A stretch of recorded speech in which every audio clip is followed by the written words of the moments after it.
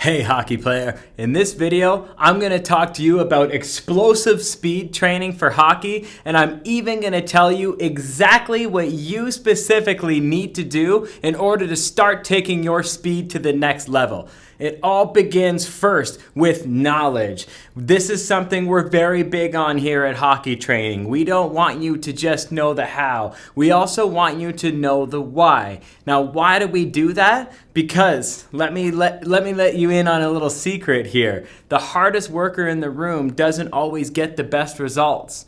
It's the athlete who is able to allocate that hard work and effort into the correct areas for sports performance that's going to get the best results. It doesn't matter how hard you train on a bad training program. You can't expect optimal results. But if you have the knowledge to properly train in a hockey-specific way, you can expect the best results. So that's why we're big on knowledge, because knowledge truly is power in the sport of hockey. But first and foremost, we have to get something clear.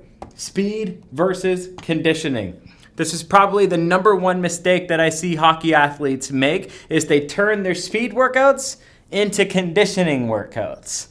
Let me tell you something I don't ever want you to forget. Speed is your ability to do something faster. Conditioning is your ability to do something longer.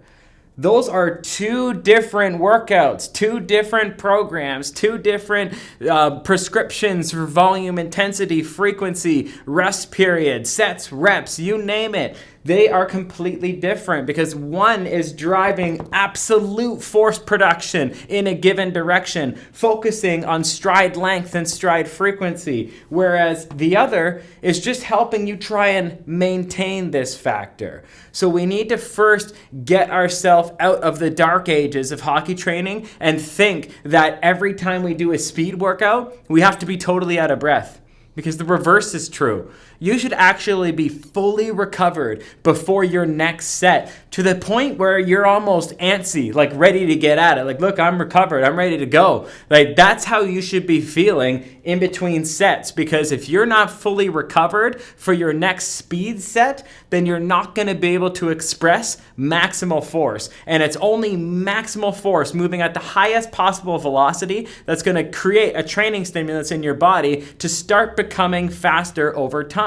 But if you're not recovered before your next set, that's great for conditioning, right? That's what conditioning is doing work in a pre-fatigue state, which is important. We need conditioning work so that when we're on the bench, we recover a lot faster. So we don't have heavy legs out in the ice. So we don't get that burning feeling in our muscles after only being on the ice 30, 60 seconds. We need conditioning in our program design, but they're completely different in their prescription, but primarily due to the recoverability. So speed training, your rest periods should almost always exceed 75 seconds. Whereas conditioning, you can get away with anywhere from 15 seconds to 45 seconds, depending on how your workout is designed. So just understand, you got to be fully recovered to utilize your nervous system's muscle recruitment patterns as optimally as possible if you're actually going to start training speed. Huge difference. Every hockey athlete thinks they need to be out of breath during their speed training to feel like they're working. You are working, but you're working on conditioning. So don't be surprised if you don't get any faster out in the ice utilizing this type of methodology. Now, how do we actually train speed? And we kind of avoid the conditioning paradigm that a lot of hockey athletes are stuck in. We got to look at movement patterns. Sport-specific training is essentially viewing a sport-specific movement and then working your way backwards through the kinetic segments, through the muscle coordination patterns, through the muscle activation patterns, and then trying to recreate that in any which way and form with your dry land training so that you get an on-ice result. Because how you perform on the ice has everything to do with how you prepare off the ice. And a big factor of this is vertical training versus horizontal training versus lateral training. You're going to see a lot of strength and conditioning coaches out there debate and argue on this type of thing. I don't see vertical training do anything at all for my athletes. I have them all do horizontal. Or they'll say, I don't really get anything from horizontal power exercises. I only utilize vertical and lateral.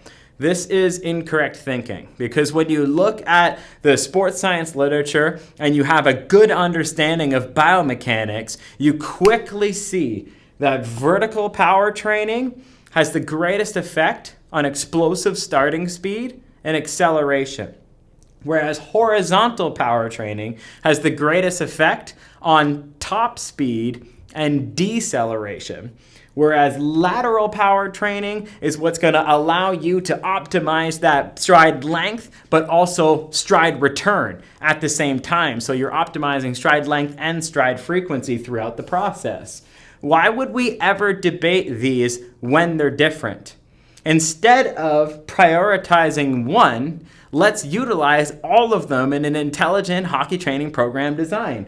Vertical power exercises, box jumps, single leg box jumps, trap bar deadlift jumps, quick barbell back squats if you're doing contrast training, just simple vertical jumps, split squat jumps. These are all variations of vertical power training that will help with your explosive starting speed and acceleration. How about horizontal exercises? Just think broad jump.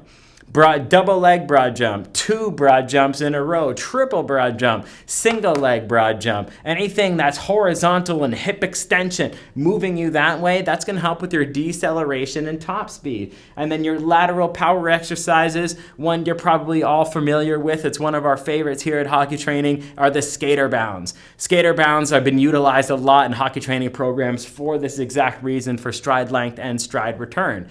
We want a well-rounded effect, because speed training in hockey is really about acceleration.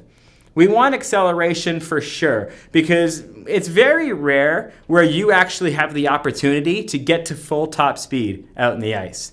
And when was the last time you went from goal line to goal line and you didn't pass the puck, you didn't have to put your head up, you didn't get body checked, you didn't have anybody come your way that forced you to change direction, and none of that? It's very, very, very rare, if ever, it happens in hockey. Hockey is played in very small yardage. If you look at 5, 10, 15 yards max, there's all very explosive movements, which is why explosive training is so important for hockey. That first step quickness that a lot of scouts and coaches and players are looking for, that's all to do with acceleration. So acceleration is incredibly important, but it's more important to have a well-rounded speed stimuli coming into your body so that you can be adaptable to anything out there on the ice, because your vertical power exercises help with that first step quickness, explosive starting speed, and acceleration.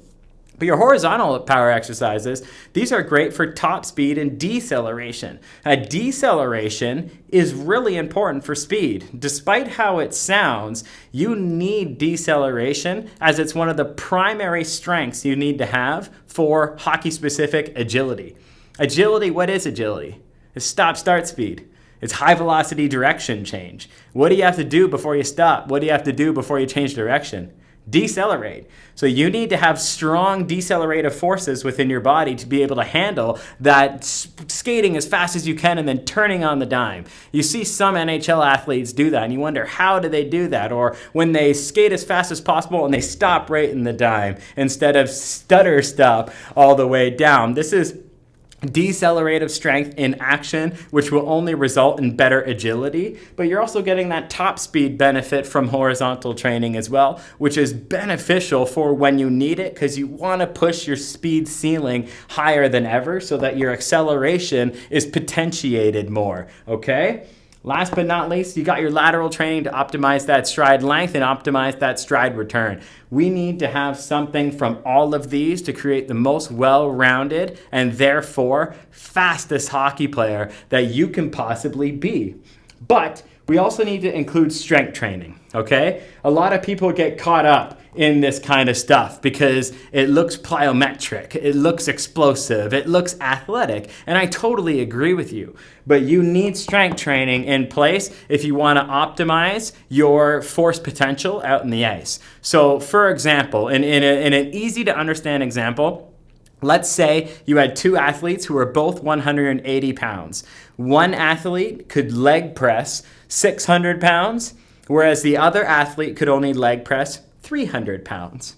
Well, what's the difference here? Well, they're both the exact same weight, But one is 600 pounds of force on the leg press, which means they are emitting 300 pounds of force per leg, whereas the other athlete is only emitting 150 pounds of force per leg. Think about that now in terms of taking a stride out in the ice. What do we do to skate? We press down on the ground and then we push out with our glute max, our glute med, and our vastus lateralis to get that full stride length and explode as much as possible. Who do you think is going to cover more ground in a shorter distance? The guy who expressed 300 pounds of force into the ice, or the guy who expressed 150 pounds of force into the ice? 10 times out of 10, the guy who expressed 300 pounds of force, provided he is still powerful and not just strong, because we know that powerlifters, they're not the fastest athletes in the world. You need to combine these two. But strength potentiates your power training, because strength's going to allow you to produce more force. You can think about it like strength gives your car more horsepower, whereas power training improves the acceleration of that car. How fast does it go from 0 to 60? Because a Mack truck and a race car might have the same horsepower, but in a quarter-mile sprint for acceleration, which is applicable for hockey, that race car is going to beat them 10 times out of 10, even though they have the same horsepower. It's because a difference in acceleration and strength per pound of body weight. So your relative strength plays a huge role in here. So you got to be strong to be fast. Not to mention, you get lots of sport-specific carryover from basic movements like goblet squats, barbell back squats, deadlifts. These are all huge exercises that really help hockey athletes. Explosive speed, among many other factors that we can get into in another video. But what else do we got to focus on to be as explosive as possible? We have to have mobility, okay? Do you need to be as mobile as a gymnast? No. But do you need to be more mobile than a couch potato? Absolutely. Mobility has a sport-specific demand as well. Does it benefit a defensive hockey player to be able to drop down in the splits at any point in the day? Not really. Sometimes hockey athletes can get a little too excited about something that has a point of diminishing returns. Mobility, you need it in order to optimize your speed, because mobility is going to allow you to have that full extension to optimize your stride length. If you don't have hip mobility, then your stride frequency is going to suffer because you've got tight hips. If you don't have hip mobility, you can't do mohawk turns. If you don't have ankle mobility and stability, you won't have good edge work out in the ice. And if you don't have good mobility in general, well then beyond everything else I just said, your skating technique is going to be bad, because you don't know anybody who's as stiff as a board and yet moves fluid like an athlete. It just simply doesn't work that way. So mobility is wildly important. I really think about like power training and strength training like potentiating your speed. It improves your speed potential, but mobility is what allows you to express that potential in an athletic manner. And you need that fluid movement out in the ice to really get one step ahead of your opponents. That comes down to your warm-ups, that comes down to your cool-downs, that comes down to your hockey hip fix routines that we've got, the hockey yoga routines. That all comes down and makes its way towards you becoming a faster hockey player, which moves us right into our next expressive factor of speed training, which is core training. Whenever you create power, power is generated from the ground and transferred through the core and then expressed through the extremities. Whenever you look at any sporting activity, if you look at a slap shot's a great example. If I'm going to do a slap shot, I'm going to first lean back. I'm going to bring my left hip backwards because I'm a left-handed shot. I'm going to bring my left hip backwards. I'm going to lean this way. I'm going to slightly rotate this way. And then I'm going to completely follow through this way. The entire movement from beginning to end involves the lower body. Shooting is not just an upper body thing like a lot of people think it is. Shooting is a total body activity. Skating is a total body activity. Hockey is a total body activity. But core training can create neural inhibitions. So let's say you have legs, we'll use the number again. Let's say you have legs that can emit 600 pounds of force, just as an easy example, 600 pounds of force. But your core can only stabilize 400 pounds of force. How much force do you think your legs are going to produce out in the ice? 400 pounds. Your body will neurally inhibit the power output of your lower body in order to save the upper body, because the core's primary function is for survival. And what it does is it protects and stabilizes the spine. So if you can produce forces with your lower body, but your core can't stabilize that force, your own nervous system has its own protective mechanisms in place to say, okay, we're going to decrease the amount of lower body power this athlete can produce, because if we allow him to fully express that force, then we just might get injured. So we're going to inhibit the muscle fiber recruitment during every single stride that he takes out in the ice. You don't want to have that. And that's why I call core training an expressor of your speed potential, because you want to have a core that is stable enough to maximize every last ounce of force production that your lower body is letting out. You can think about it like shooting a cannon out of a canoe. If you shot a cannon out of a canoe, the canoe would be destroyed. But if you shot a cannon out of the top of a castle turret, then it's not going anywhere. And that's really what this is all about. You can't shoot a cannon out of a canoe, so you need the strongest core possible in order to fully express your speed potential out in the ice. Not to mention reduce a massive amount of risks as well, because the stronger your core is, the less stress your joints take. And core training is complete core training. You have to train the inner core, the outer core, and the posterior core. So absolutely everything from the inside out to get true well-rounded core development. Last but not least, we need to have structural balance. There's a lot to the speed world, and this is just a small sample of it. Structural balance needs to be in place for the same neural inhibition issues that we talked about previously. If you have an agonist muscle that can't deal with the force of an antagonist muscle, then there's going to be inhibitions.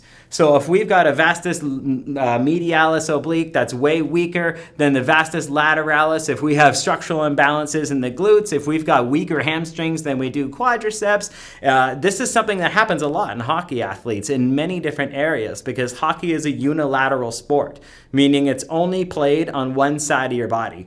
You always pass on the same side. You always shoot in the same side. You're always holding the stick the same way. One shoulder is an external rotation, the other shoulder is an internal rotation. And you skate that way as well. This is all unilateral in nature, meaning it's one side of your body. And whenever you do something repetitively for months on end on one side of your body, you're going to have structural balance differences. And the key with hockey training athletes to optimize not just to decrease their injury risk potential, but to increase their performance potential is to have structural balance from the left side to the right side, and also from the upper body to the lower body. When you can create a balanced hockey athlete, that is an athlete who is primed for optimal performance, because now they don't have any neural inhibitions coming structurally. They have enough core power to stabilize everything that their legs are emitting. They have the mobility to have flawless technique out in the ice. They've got the strength to produce optimal force, but they've got the power to express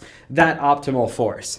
This is explosive hockey speed training, guys. There's a lot of sports science literature available on this stuff right now. So the big question is, at the beginning of the video, I promised you that I would give you the next thing you need to do to become a faster hockey player.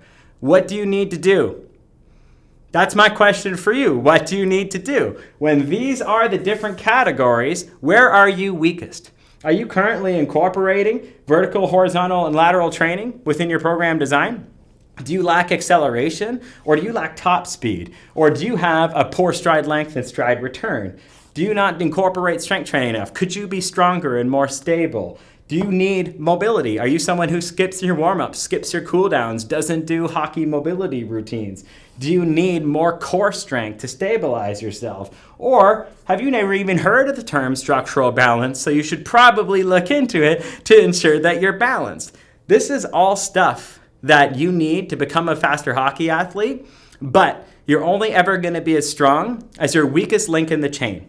The weakest link in the chain will always hold you back. So my question for you is, where's your weak link? Because that's going to be the next best thing that you do to become a more explosive hockey player. And I've got just the ticket for you. If you click on the link in the comments section below, you can download a free explosive speed package that elaborates on all of these topics, includes the scientific references of all these topics, and even gives you free hockey speed workouts that you can use right away with real sports science in order to become a faster hockey player. Thank you so much for watching this video, and if you liked it, you know the drill. Give me the thumbs up button and also subscribe to this hockey training channel. Let's go.